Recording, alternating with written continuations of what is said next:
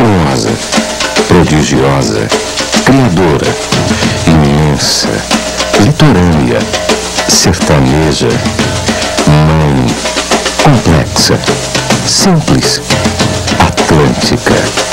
Uma mata debruçada sobre uma terra rica. No entanto, nem sempre, cada vez menos, uma mata contrastante, única, diversa. Uma mata com a cara do Brasil.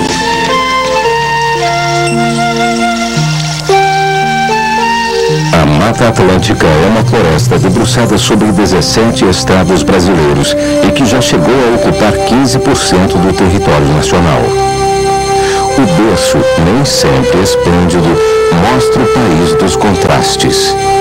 Dos 100 milhões de habitantes que residem nos domínios da mata, poucos conhecem sua importância, poucos acreditam em sua sobrevivência. A Mata Atlântica se estende do Rio Grande do Sul ao Piauí. A Mata Atlântica apresenta a maior biodiversidade em espécies arbóreas por hectare em todo o planeta e chega em algumas regiões a mais de 450 espécies por hectare. A grande maioria ameaçada de extinção, pois a floresta está a cada dia ficando mais fragmentada em um processo de derrubada contínua.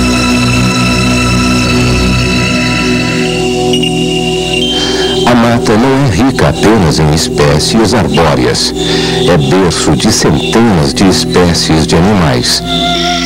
A ameaça à Mata Atlântica é resquício de uma cultura importada com os colonizadores europeus e cultivada pela própria história brasileira ao longo destes 5 séculos. Já em 1558, a extração predatória era a marca registrada do país que do pau-brasil conservou apenas o nome. A árvore foi extraída predatoriamente durante anos. No primeiro século de exploração, já haviam sido derrubadas 2 milhões de árvores. As melhores reservas do pau-brasil só podiam ser encontradas a mais de 20 quilômetros da costa. Fruto de um crescimento desordenado e sem visão de futuro, continuamos derrubando sem repor, extraindo sem manejo, matando sem precisar. O Brasil continuou se expandindo e a mata diminuindo. Parecia insustentável permanecer o verde em meio ao concreto. A destruição gradativa da mata é fruto, de um lado, da exploração predatória dos recursos naturais, numa visão sempre imediatista, e, em particular, a pressão sobre determinadas espécies de elevado valor econômico. Por outro lado, a demanda por terra para uso agropecuário resulta na perda de habitats de floresta, convertidos em pastagens ou áreas de cultivo e intensa urbanização em certas regiões do país. Tudo isso resulta em perdas do ponto de vista ecológico, econômico e social.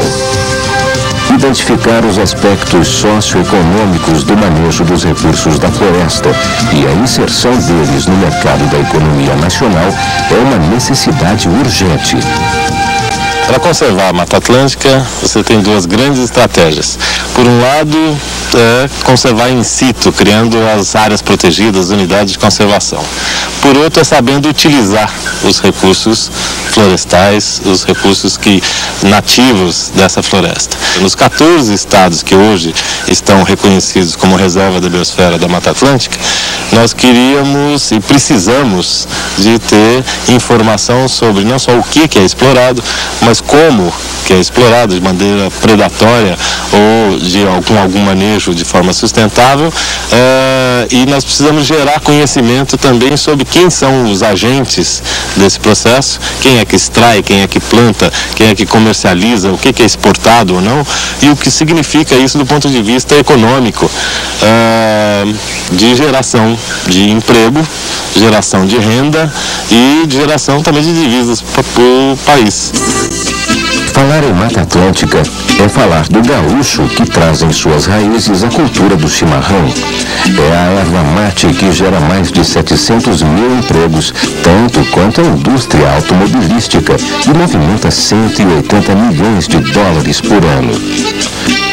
A cultura da erva mate, na maior parte extrativista, acontece nos estados do sul do Brasil e no Mato Grosso do Sul.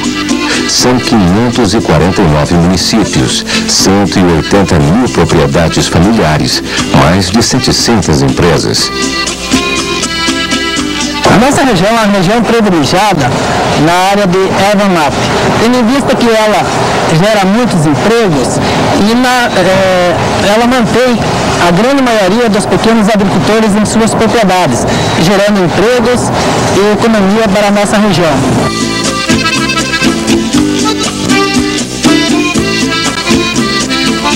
A erva mate destaca-se como o principal produto da extração vegetal produzida em larga escala. Mas a tendência é que o extrativismo restrito aos ervais nativos venha aos poucos sendo transformado em sistemas agroflorestais. Se houver a consciência do trabalho mútuo entre órgãos de pesquisa, órgãos do governo, indústria e produtores, a erva mate ela é muito promissora para a expansão do setor rural e para a expansão do setor industrial. A araucária também é vítima da tendência histórica. Por tratar-se de uma espécie madeireira, a extração não manejada do recurso acabou com grande parte da floresta. Os produtores acham pouco lucrativo investir no replantio devido à demora para realizar mais uma extração. Nas pequenas propriedades, as reservas de araucária são uma espécie de poupança verde, ou seja, quando o produtor fica sem dinheiro, recorre à derrubada e venda da madeira. A certificação para exploração das florestas de araucária não tem grande importância para o mercado interno, mas o mercado internacional está cada vez mais exigente. Tanto que a necessidade do selo verde para os produtos madeireiros já conscientizou algumas empresas. A Klabin e a Arautel, que atuam no setor de papel e celulose, desenvolvem programas de reflorestamento de pinos, mantendo reservas legais de araucária para fins conservacionistas. Universidades, institutos de pesquisas e ONGs que trabalham com essa espécie estão desenvolvendo uma série de projetos. Esses projetos visam mapear os remanescentes ainda existentes, estabelecer um programa de conservação e um programa de melhoramento genético com essa espécie. O que quem destrói não se dá conta é que ao desaparecer a araucária, some uma madeira 21% mais cara que o cedro e 119% mais cara que a canela, ou seja, uma poupança que poderia engordar ao invés de sumir. A perda vai além da madeira. O pinhão, fruto da árvore, também deixa de ser extraído. Este benefício da floresta ou subproduto da araucária tem grande importância cultural e social para as comunidades do sul do país. Também é complemento alimentar do outono ao inverno. Gera emprego e renda para pequenos proprietários rurais e milhares de famílias responsáveis pela coleta e comercialização do pinhão. A Mata Atlântica também está no dia a dia do baiano, na sua ginga, na sua comida. No berimbau feito da beriba, esta madeira vinda da floresta. Está na Piaçaveira, entre Salvador e Ilhéus, na zona de Restinga. A extração da piaçava emprega muita gente, pessoas que começam a trabalhar cedo. 20 anos que eu trabalho nessa profissão. Então, quando eu saio de um corpo, eu vou para outro. Saio de um para outro, trabalho para firma, né? Trabalhei 7 rapazes que trabalham conosco, perigosa, né? Que toca muito risco, riba, cobra, isso, aquilo, mas passando a vida. Com toda dificuldade, mas se dá o dinheiro.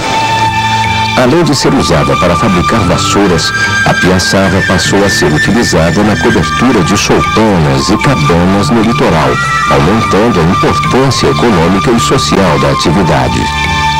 O produto extraído basicamente é a fibra, que é produzida nas folhas, e essa fibra, uma parte, ou a parte melhor, é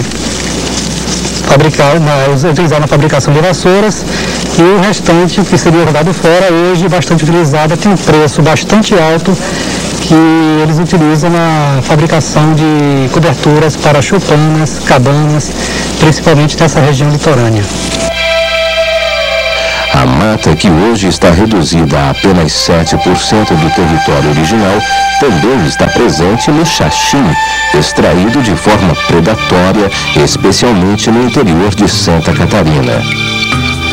Na lista das espécies ameaçadas, o xaxim é extraído sem qualquer mecanismo de manejo. A coleta é proibida no Rio Grande do Sul, mas mobiliza 104 extratores e fabricantes nos estados vizinhos, Santa Catarina e Paraná. Só para se ter uma ideia, em 1997, mais de 15 mil vasos de xaxim foram exportados para a Alemanha. A visível degradação ecológica também denuncia outro problema, a degradação social. Os recursos gerados por essa exploração não significam, todavia, a melhoria da qualidade de vida das populações locais. As pessoas simples que vivem da extração ilegal, se nada for feito, vão estar desempregadas e sem qualquer preparo para o mercado de trabalho. Não é possível pensarmos que só organizações não governamentais ou que só autoridades governamentais da área de meio ambiente possam se responsabilizar por isso. Nós dependemos do mercado, nós dependemos dos empresários, nós dependemos das autoridades de vários setores governamentais, dependemos dos pesquisadores, ou seja, é necessário que a gente trabalhe e articule os vários segmentos da sociedade e estude a cadeia produtiva como um todo, ou seja, desde o extrator ou a pessoa que maneja até o consumidor final no supermercado. Esse consumidor, por sinal, tem um papel importantíssimo para o consumo sustentável, que é parte básica do desenvolvimento sustentável. A mata também está sendo devorada descaradamente. Só a capital paulista consome anualmente 6 mil toneladas de palmito. Isso representa a exploração de 4 mil hectares de mata todo ano. Números incoerentes já fazem parte da cultura nacional, mas não podem deixar de surpreender. O IBAMA registra apenas 31 indústrias de palmito em São Paulo. Sabe-se que existem 585 delas só no Vale do Ribeira, no sul do estado. Apenas 10% do palmito extraído vem do manejo sustentável. O resto é pura ilegalidade. Os métodos de produção chocam pela falta de higiene e riscos de contaminação pelo manejo inadequado. Os trabalhadores que vivem desta atividade enfrentam os riscos da prática ilegal, que garante pouco retorno financeiro e não traz nenhuma esperança de melhoria na qualidade de vida. A maior parte reconhece o problema, mas não encontra uma saída. No meu ver, eu acho que se nós tivéssemos um pouco que a nossa autoridade examinasse um pouco com atenção a situação do palmito, talvez a situação daqui na nossa cidade não seja tão difícil como está. Não tem indústria, as fazendas, só tem uma fazenda aqui, mas ela não pode pôr muito empregado, porque o serviço dela é pouco. E o pessoal, a situação do povo aqui é cortar o palmito, porque se não cortar o palmito, como é que vai fazer? Experiências comprovadas de que é possível lucrar com a extração racional de palmito já existem. O maior projeto de manejo do país está na fazenda Nova Trieste, no Vale do Ribeira. No local, existem 30 mil hectares de floresta. O projeto envolve desde o plantio até o processamento. Hoje é uma necessidade muito grande de recuperar áreas que não tem mais populações naturais do palmito. As próprias pessoas que estão roubando podem ser estimuladas a buscar semente na floresta, vender essa semente e essa semente depois ser repassada para eles mesmos recuperarem essas áreas. Então passariam de ladrões a plantadores de palmito.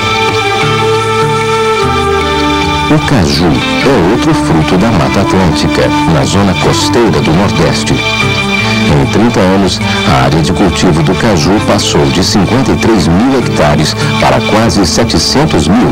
A maior parte dos produtores são proprietários da terra e empregam mão de obra familiar. Existem 128 produtores pequenos e médios nos estados do Ceará, Piauí e Rio Grande do Norte. O mais importante produto do caju tem como principal destino a exportação. Por safra, são produzidas 280 mil toneladas de castanha de caju. A cultura do caju é muito importante hoje para o Brasil, principalmente para o Nordeste, pois representa as exportações mais de 100 milhões de dólares anualmente, só com a castanha. Existe também outro produto que é o pedúnculo, que é o caju propriamente dito, onde tiramos e beneficiamos para a produção de suco, que representa também quase 200 milhões de reais anualmente. A cajucultura ela pode ter maior impulso se for melhor aproveitado o pedúnculo, que é o caju propriamente dito. Esse pedúnculo hoje só é aproveitado em torno de 6%, 80 mil a 100 mil toneladas ano, mas a produção é estimada em mais de 1 milhão de toneladas. No entanto, todo esse pedúnculo é desperdiçado e, havendo um maior aproveitamento, vai haver maior valor agregado para os produtores e dando um maior impulso à sua produção. A Mata Atlântica encanta pela diversidade do que produz. Difícil imaginar quanto tempo a natureza levou para dar luz a estas plantas tão belas. Dentre as 3.000 espécies e variedades de bromélias conhecidas, 2.000 vêm da Mata Atlântica. Crias da mata, as bromélias já fazem parte da paisagem urbana. Distraídas em larga escala, acabam indo parar nos jardins públicos, condomínios particulares e nas mãos de colecionadores. Basta dar uma olhada no CEAGESP para descobrir pedaços da mata prontos para o consumo. Em franca expansão, o mercado de plantas ornamentais ameaça a mata pela coleta predatória. Mas a produção em estufas vem se mostrando como uma boa alternativa para quem quer investir e lucrar com o mercado de plantas ornamentais. Em Olambra, cerca de 15.200 plantas são vendidas por mês legalmente. Para proteger as bromélias, não só as bromélias, mas toda a vegetação da Mata Atlântica, duas coisas são importantes. Uma, a fiscalização, evitando o corte e derrubada das matas. E outra, a produção em viveiros de plantas de interesse ornamental provenientes da Mata Atlântica para atender essa demanda de mercado. O que os primeiros moradores da mata já sabiam e a cultura popular transmitiu como herança, passa a ser visto também como uma atividade lucrativa. Espinheira santa, fáfia, chapéu de couro e carqueja. A Mata Atlântica também oferece em abundância as plantas medicinais. Extratores de grande porte chegam a comercializar por mês 5 a 10 toneladas de carqueja, enquanto os de médio porte comercializam entre 100 e 500 quilos por mês. Algumas experiências já mostram o resultado e empresas, principalmente no sul e sudeste do Brasil, desenvolvem a atividade. O interesse no consumo de plantas medicinais já demonstrou que há necessidade de aumentar a oferta, tanto no mercado interno quanto externo. Muitos recursos florestais da Mata Atlântica são transformados em produtos que todo mundo consome. Foi com esse intuito que o projeto Recursos Florestais da Mata Atlântica visou estudar, fazer um levantamento de quais são as espécies importantes do ponto de vista socioeconômico. As espécies estudadas prioritariamente no projeto, com um enfoque mais detalhado, foram 6. Algumas plantas medicinais, o caju, o palmito, a araucária, a bromélia e a erva mate. Mas além dessas espécies, existem várias outras, como por exemplo o cedro, o jaborandi, a jabuticaba, a goiaba, o maracujá, a pitomba, enfim, a pitanga. São inúmeras as espécies da Mata Atlântica que têm importância socioeconômica.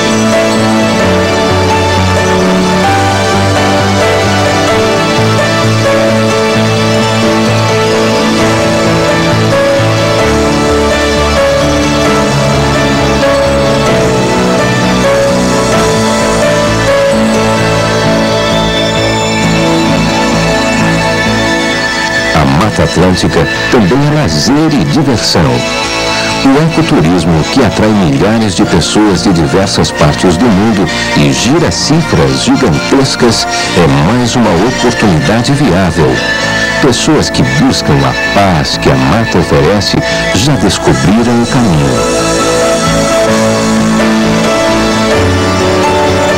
Hoje, além de saber utilizar, é necessário que nós tenhamos a vontade e os instrumentos para conservar esses recursos e também para distribuir de uma maneira mais equitativa os benefícios desse uso.